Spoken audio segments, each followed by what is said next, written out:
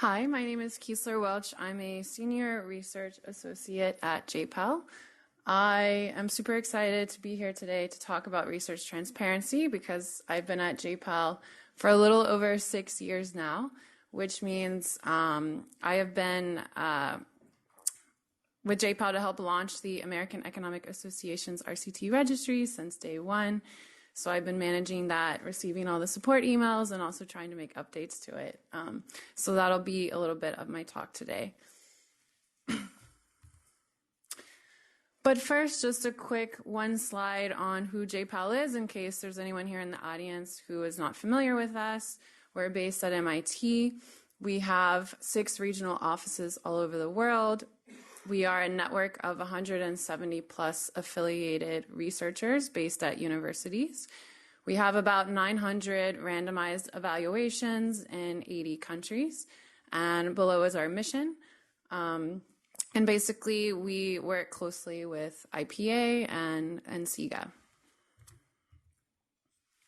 So the 3 main activities that I want to talk with you today is the first one being registration, mainly with the AEA RCT registry.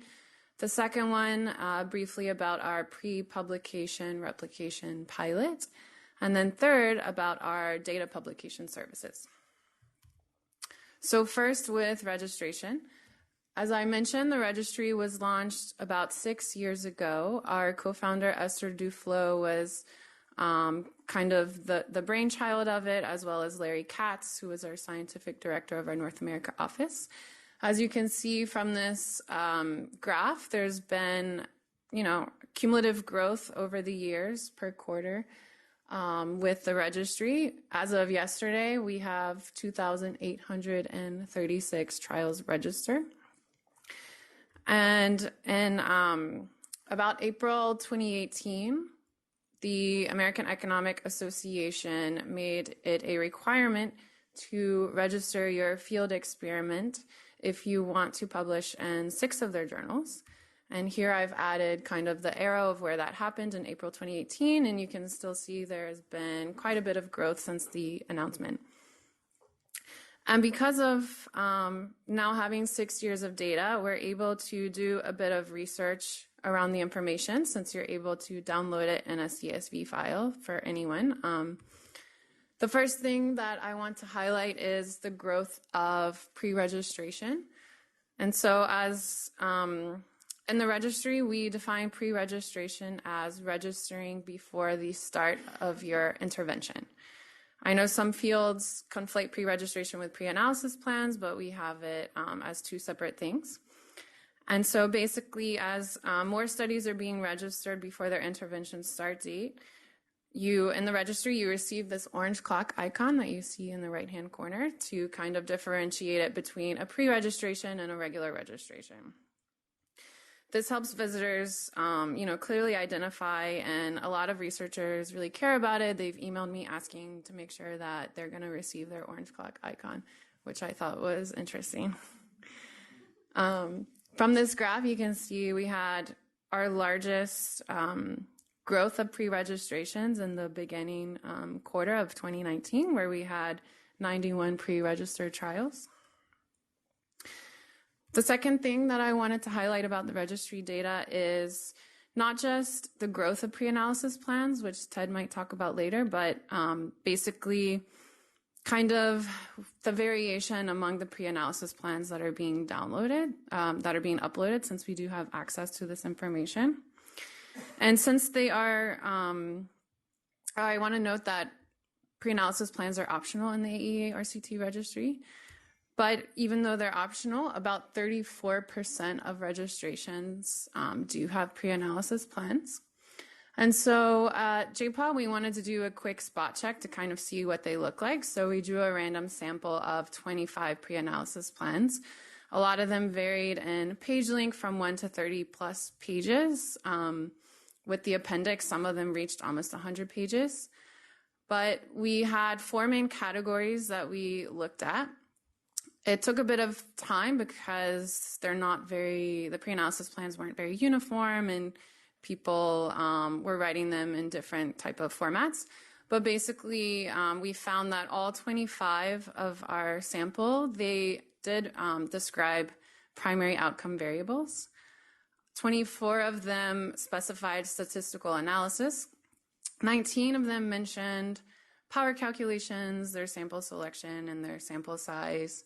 And 21 mentioned heterogeneity analysis. These numbers don't show too much variation, but when you actually look at them, it kind of felt like there was a lot of variation. And I was surprised that only 19 had mentioned power calculations and sample size, but maybe they were also hoping to update their pre-analysis plan later. It's unclear. The third thing that I want to mention from the registry data is post-trial compliance. So this is a problem among a lot of registries, even with clinicaltrials.gov, where a lot of trials are congressionally mandated to publish their results, and a lot of them aren't. But in the registry, because we assume that not a lot of the post-trial information is being reported, we also did our own little project where we drew a random sample of 40 studies that had a trial end date of December 2016 or earlier. We came up with this assuming that this would give researchers enough time to write up a paper if they wanted to. And out of the 40 studies that we had sampled, 10 of them had, so we did this via a Google search or looking on the researcher's website. 40 of them, out of the 40, 10 had published papers or reported that they had papers forthcoming. 7 of them had working papers, and 23 of them had neither. But if you go back and look at the post-trial information in the registry, only 6 of these 40 had actually filled out some of the fields, not even all of them. And out of these 6, 0 of them had reported receiving a paper, although when we did look online, 3 of them actually did have a paper. So post-trial reporting is something that we're trying to encourage compliance with, and if anyone has any ideas here, it would be great to come speak to me afterwards on how we could improve this. One last thing is that, as I mentioned with the registry, we are making a lot of improvements. Recently, we added DOIs to the registry so that now registrations will have a persistent link, and that if the registry ceases to exist, or if something happens, or if a URL breaks, the trial registrations will live here in this cross-ref registry. And also, ideally in the future, since AEA papers already have DOIs and data sets already have DOIs, it would be great to be able to link all 3 of these registrations, papers, and data sets all together. The second activity I want to talk about is our pre-publication replication pilot. And so the purpose of doing this before publication was to create a collaborative environment for replicating the data analysis. This was just with our JPAL affiliated researchers or with our invited researchers, which means they received funding from JPAL. So in this 3-year pilot, which is just now wrapping up, we did 25 we replicated 25 high-profile studies by JPAL-affiliated researchers. And out of these 25, 13 of them were what we called data replication, which goes towards Fernando's question of this means that we replicated from the raw data. For the others, out of the 25, they were replicated from the clean data. But from the 13, from the raw data, some of them, if they had a pre-analysis plan, that was also used, and then also details from their working paper. Some of the findings from this pilot, we've drawn a number of useful lessons for researchers. We're still thinking of how we are going to look through the information and disseminate the results. But for now, just a quick spoiler alert that most of these studies did replicate. But again, this was a self-selected group of affiliates. And so these people are probably researchers who care about the quality, There are also researchers who publish in top journals. So this, sample could be slightly biased, but the main takeaway was that when there were discrepancies, they were minor. Some of the common mistakes included missing information, version control, treatment of missing values, and data organization. But by far the most common problem faced during replication was the problem of missing information in the paper or additional documentation. But this was a back and forth between the graduate fellows and the PIs. This is just another quick snapshot of the findings that we'll probably post later on at some point. But basically, the replicators recreated 305 tables and 41 figures. Per study, there was a lot of variation in how many tables. So for example, one study only had 3 tables that needed to be replicated, while another study had 31 tables. But about 38% replicated perfectly, another 61% replicated with minor errors. The major takeaway that we want to highlight from the pilot, though, is about writing an online data appendix that is expansive. So from the experience of the replicators, having high quality documentation, not just in programming scripts, but also in data dictionaries, code books, and written documentation would be nice, especially if this is being cut from the paper just because of interest in space. And then lastly, our feedback from our affiliates who participated in this pilot was that it was a very positive experience.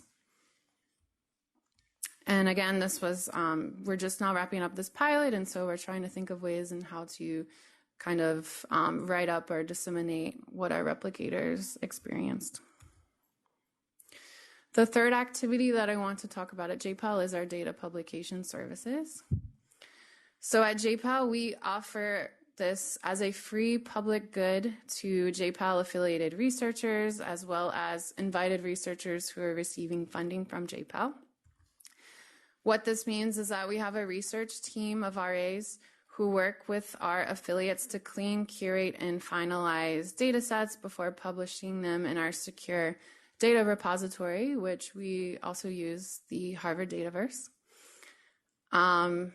We have a PII detection scanner that Hasina briefly mentioned. So JPAL has one in Stata and in R, and then IPA has created one in Python.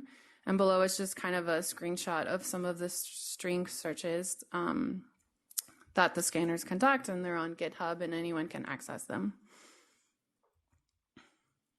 At JPAL, we do have data publication guidelines. So for all JPAL funded projects, we require data to be published within 18 months, and that it also be published in a Dataverse or in a trusted data repository. This is just a quick screenshot of our guidelines. IPA also has similar guidelines. And as I mentioned, we use the Harvard Dataverse. Currently, we support the publication of more than 100 data sets. And for those who aren't familiar with the Dataverse, it's just an open data repository that hosts thousands of data hubs, each individually called a Dataverse. And individual researchers can also create their own personal Dataverse. Last year, we did some analysis of our Dataverse. So as you can see here, there's the growth of data set uploads in the JPAL and IPA Dataverse. There is a small spike in 2018 because we did move some data sets from the AEA website over so that they're off the website into a secure repository. On the right-hand side, there's some information about our most downloaded data sets just from 2018, but also how we count data sets is pretty conservative considering how many studies combine several different data sets, whether they're using admin data or many different survey households, or data from direct observation. And so we have begun trying to think about the metadata that we would like to record in this context, and also questions around a more precise definition of what is a data set. But we did a rough survey among our affiliates, and we collected that on average, a little over 2 distinct data sets exist per research project. Also on the Dataverse, we created a guest book to analyze data from our users and who they are and why they're using it. So a large chunk of people who are downloading the data from the Dataverse are graduate students. They also reported that they're mainly using it for exploratory research. We also noticed that a lot of data sets are being downloaded during the academic year, so it looks like a lot of graduate and undergraduate students are using this for classwork. And then finally, I want to mention that today, it should be announced on the JPAL blog, that we are combining the JPAL and IPA dataverses. So it's called the Data Hub for Field Experiments in Economics and Public Policy. So combined, we have more than 1,400 data sets. This will help have one centralized location so that it can facilitate the search and discovery of new and existing data sets pertaining to field experiments carried out by JPAL and IPA. Anyone can visit the Data Hub to search for and download these existing data. Most of them include the original data from the survey, programming code written to run the analysis, and structural documentation on the data, code, and variables, and the survey documents used to collect the data. We feel that this will strengthen IPA and JPAL's commitment to research transparency, specifically data publication, in order to facilitate the reuse of research data. This is also open to JPAL and IPA partner organizations that might be interested in joining, since a lot of our affiliates do overlap among other partner organizations. So just in sum, these are our 3 main activities. Moving forward with registration, we are looking at ways to create data visualizations with the registry data that we're collecting. For the pre-publication replication pilot, we're thinking of ways in how to disseminate our findings and results. And for data publication, we're excited to create this new data hub and make data sets more publicly available.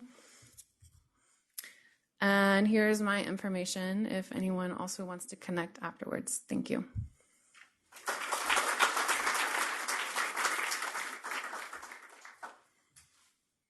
Okay, we have 5 minutes for questions and discussion.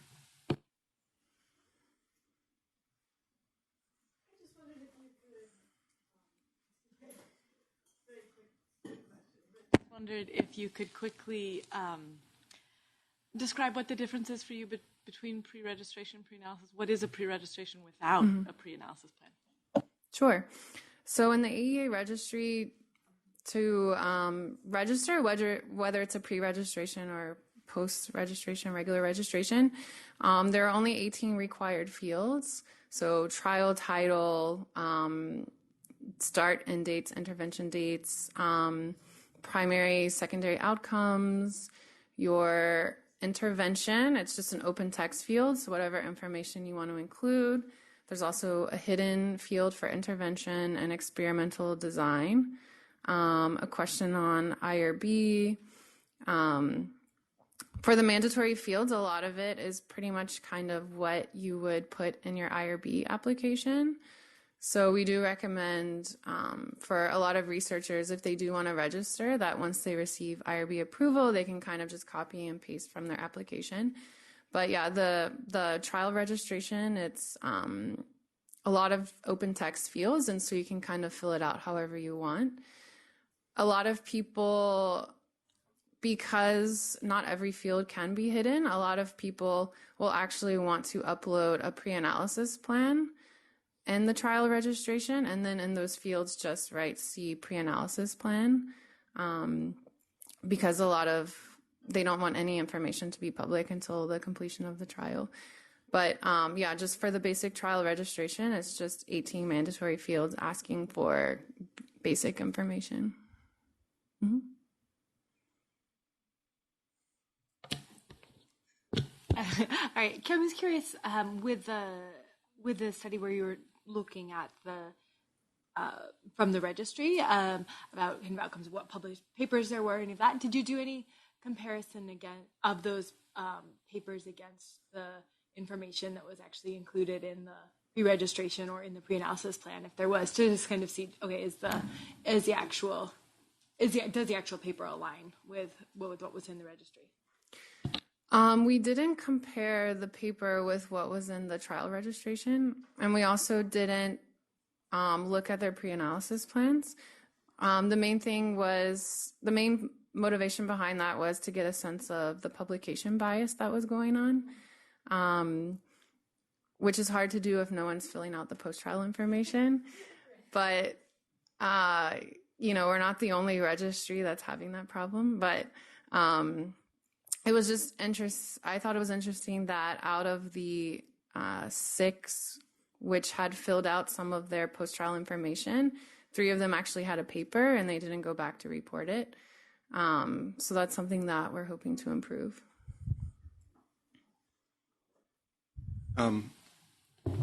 So how do researchers know which registry to use when registering their trial? And should they register on the 3IE one and AEA registry? Can they register on one and then have like sort of a ghost entry in the other that points to the first one? What's the best way to resolve that question? Right. I guess there is no centralized location. I mean, BITS does have information about all of the different registries on their website.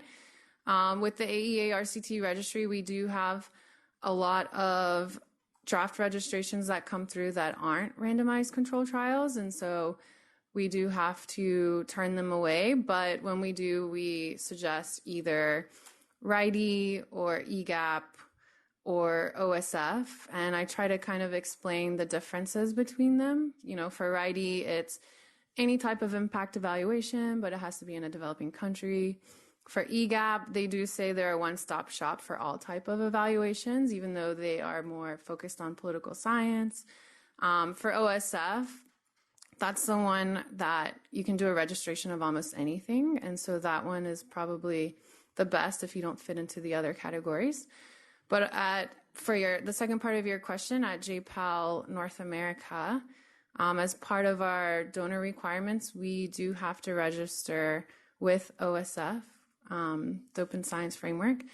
And as part of JPAL requirements, they also have to register with the AEA-RCT registry. So what we've done is we have them register in the AEA-RCT registry first, and then with OSF, they will put the title of their trial, the PI names, the abstract, and then an external link to the AEA-RCT registry.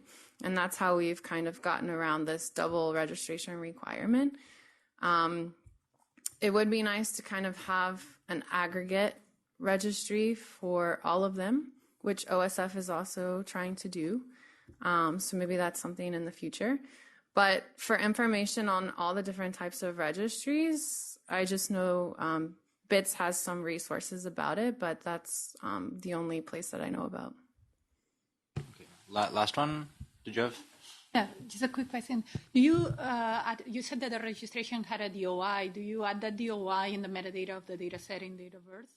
I'm asking that for a question because we're working also with. I mean, as you know, the DOI in Dataverse goes into DataSat, and you said the DOI for registration seems to be registered in Crossref, right? And they're doing some knowledge graph among DOIs to represent connections of different objects that could be. So it would be interesting to have a map that could connect the data sets with the registrations and make that more searchable. Yeah, so I know Lars Vilhuber, who will speak later, that's one of his visions. He's the data editor of the AEA, and he wants to kind of create these linkages.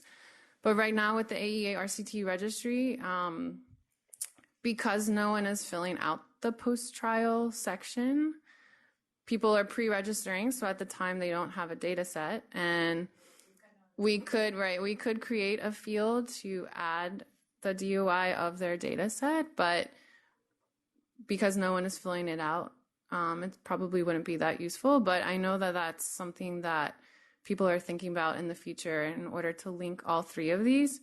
For Lars, he's hoping to do it from the actual AEA paper website, because when you register on the AERCT registry, you get a unique registration ID previously that you have to submit to the AEA when you publish a paper.